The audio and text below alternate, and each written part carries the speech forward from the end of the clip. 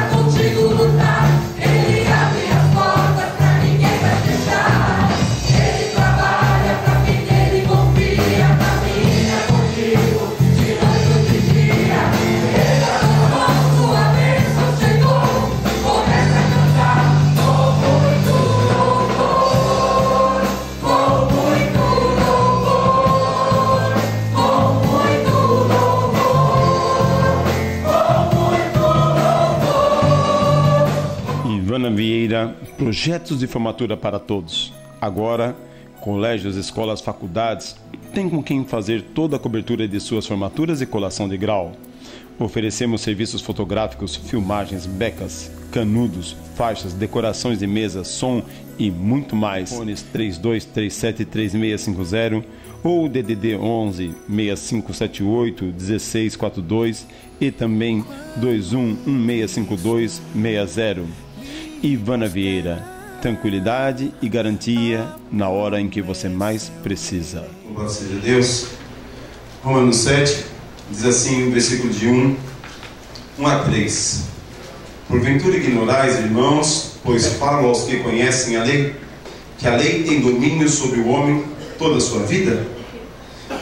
Ora, a mulher casada está ligada pela lei ao marido, enquanto ele vive, mas se o mesmo morrer, desobrigada ficará da lei conjugal.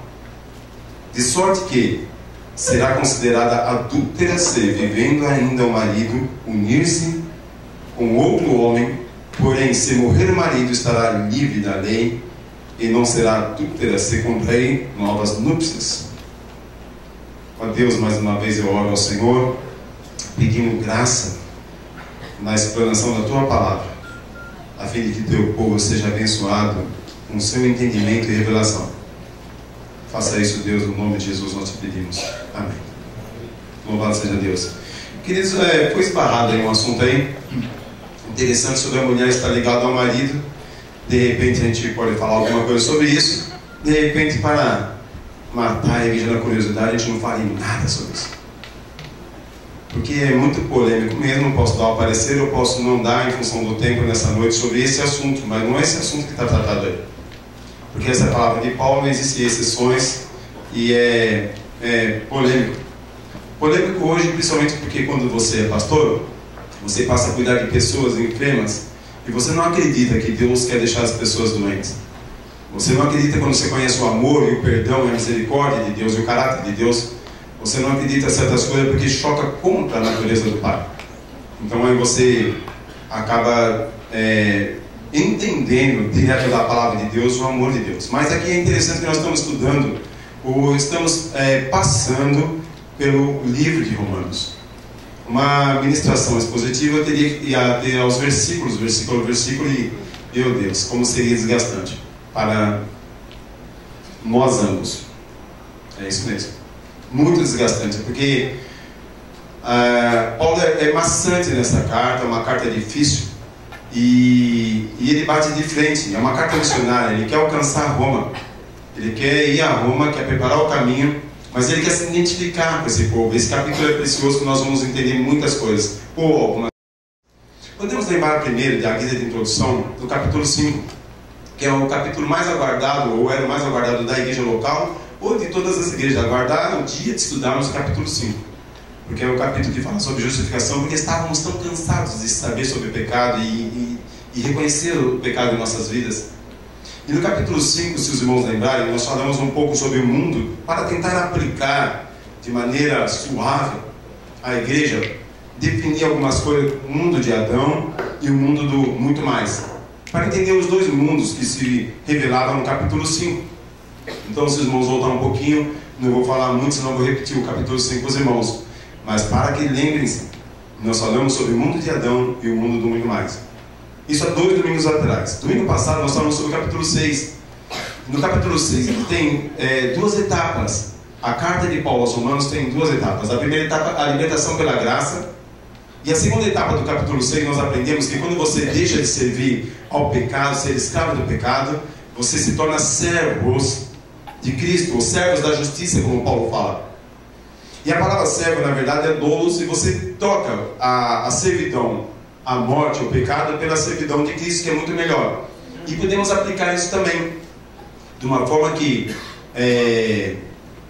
diante do pecado, você não consegue, você não é livre, você é escravo, porque você não consegue se ver livre. Talvez de uma maneira muito direta, falamos sobre um copo de bebida, falamos sobre uma droga, falamos sobre um adultério. O camarada está tão preso ao pecado que ele é escravo do pecado. E quando ele é escravo de Jesus, ele não está preso, ele tem a liberdade de fazer ou não, de cometer ou não.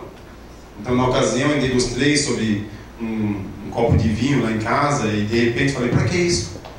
A minha esposa não merece se entristecer comigo e isso é muito pouco para mim colocar em xeque a minha família. Então coisas bobas, coisas banais, aliás, aprendam isso no Ministério de Casais, é muito bom a gente estar trabalhando isso, porque a gente, quando é inexperiente, a gente se desgasta por coisas tão pequenas.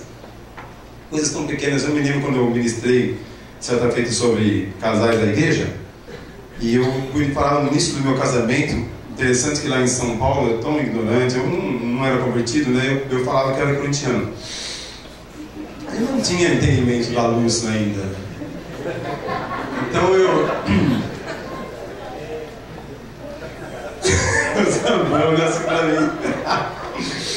mas eu me lembro que é verdade, eu nunca joguei bola, nunca gostei de futebol, nunca me envolvi com nada, e de repente, na onda, né, vamos junto, acabei comprando uma camisa do Corinthians para mim, comprei uma pro Thiaguinho também, e a culpa dele ser corintiano é minha. Ele tinha 2 aninhos de idade, Thiaguinho, filho do Camilo, ele guarda a foto até hoje. E eu me lembro que quando eu vim para Santos, a minha sogra escolheu o time do meu filho, eu fiquei muito bravo. Ela comprou a camisa do Santos para ele.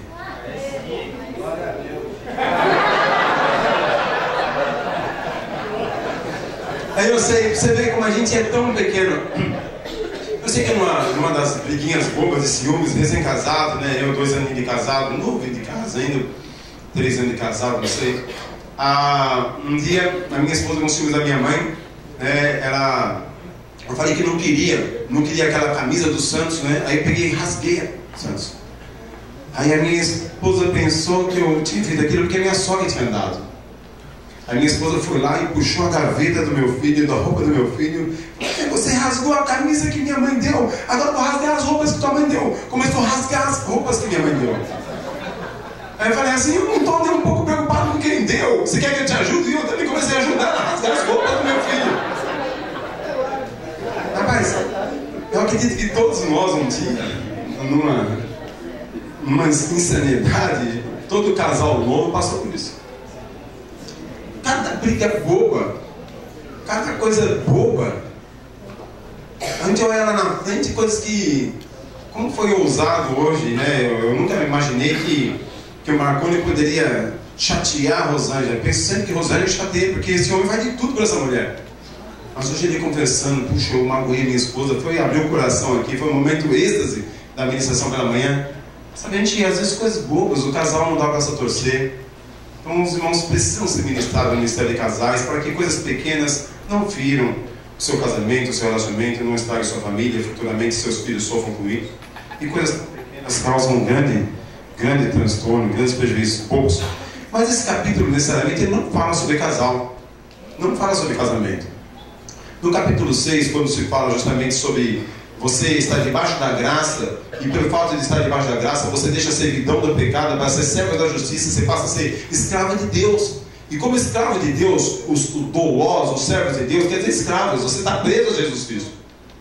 E essa escravidão, que você está escravo do Senhor Jesus, Ele é Senhor, se Ele é Senhor, você é servo, você é escravo, é te dar liberdade. Quando Paulo fala assim, quando a palavra de Deus vai nos falar assim, tudo me é lícito, mas nem tudo me convém, você pode fazer qualquer coisa, mas só que hoje nós temos um entendimento de tudo que fizermos, nós vamos colher os frutos daquilo que estamos fazendo, vamos colher a semeadura da semente que você plantou. Tudo que temos que saber é que existe uma colheita para aquilo que nós semearmos, tudo, só isso. E esse capítulo 7 vai esbarrar justamente nisso. Aqui no capítulo 7 vai tratar, ou até o capítulo 7, Paulo vai falar de 3 tipos de pessoas. Ele vai falar dos legalistas, que eram os judeus, vamos colocar os judeus fariseus. Eles viviam ao pé da letra, eles batiam no peito e falavam, eu jejuo, eu oro, eu dou o dízimo. Mas Jesus chamou, no capítulo 23 de Mateus, de hipócritas. Jesus comparou a um sepulcro caiado, que por fora passa cal no sepulcro. Vai lá no sepulcro, eu fiz uma cova, construí uma cova da minha sogra no cemitério de filosofia. Nunca mais nós vamos lá, estou devendo com a minha esposa, tem que dar uma olhada lá como é que está. Construí uma campa, e ela é de piso como esse, mas imagina que se fosse só de alvenaria, passa o cal por fora, fica branquinho. Jesus fala isso. Jesus compara os legalistas a sepulcro caiado, que por fora é bela viola, por dentro, pão bolorento.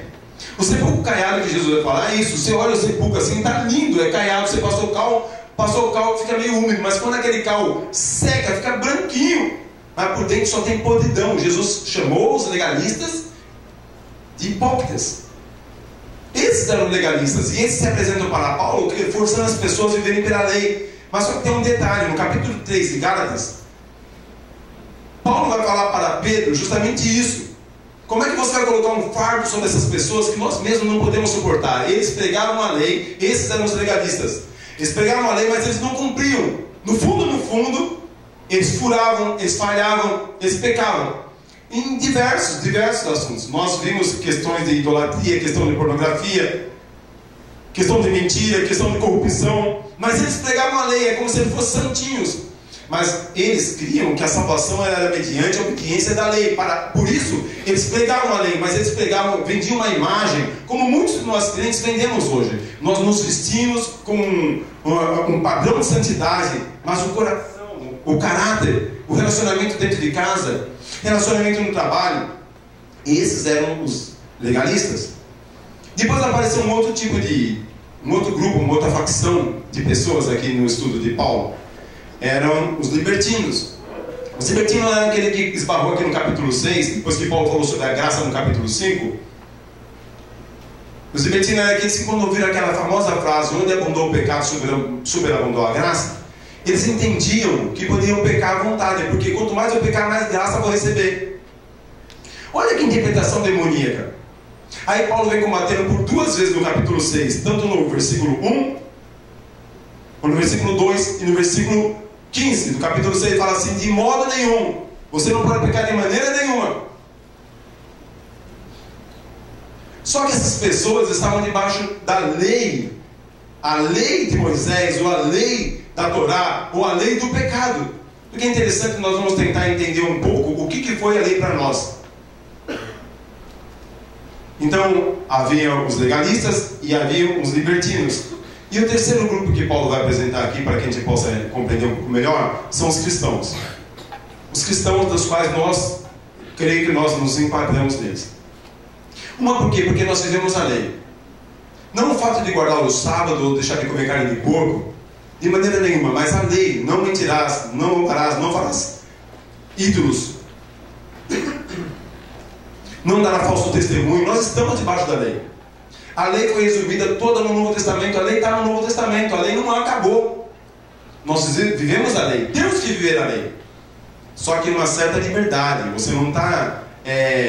você não faz mais por compulsão, por obrigação, mas por prazer. Porque o Senhor profetizou lá no livro de Ezequias que tiraria de nós um coração de pedra e nos daria um coração de carne. O Senhor falou-nos no livro de Joel que colocaria em nós o seu espírito, e agora nós teríamos prazer em obedecer.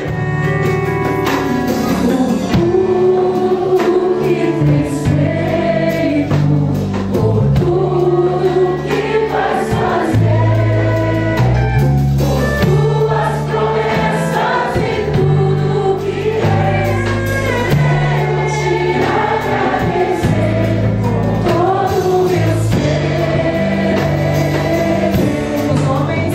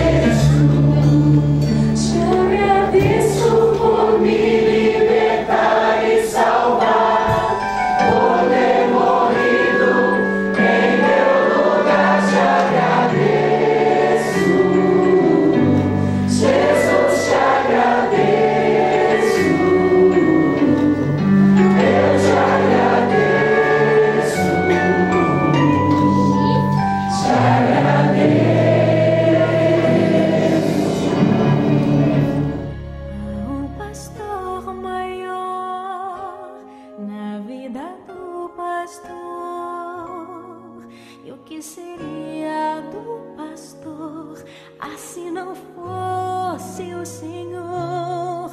E o que seria da igreja se não fosse o amor daqueles a quem Deus um dia consagrou? Pastor que também é ovelha e é por Deus apacentado, vem hoje aos braços do amado e lança todos os teus fardos. Se às vezes sobrecarregado te sentes desorientado, o teu clamor é sempre ouvido, Jesus sempre estará contigo. Ser um pastor é bem assim, se sente só na multidão e às vezes pede o coração, um ombro amigo, um irmão, mas é nos braços do Senhor que tu encontras teu valor. Se o preço é alto, meu irmão, grande é teu galardão. Pastor que também é ovelha e é por Deus apacentado, vem hoje aos braços do amado e lança todos os teus fardos. E se às vezes sobrecarregado te sentes desorientado, o teu clamor é sempre ouvido, Jesus sempre estará contigo. Jesus é que é o bom pastor, Ele é teu amigo e teu Senhor, e sempre estará contigo.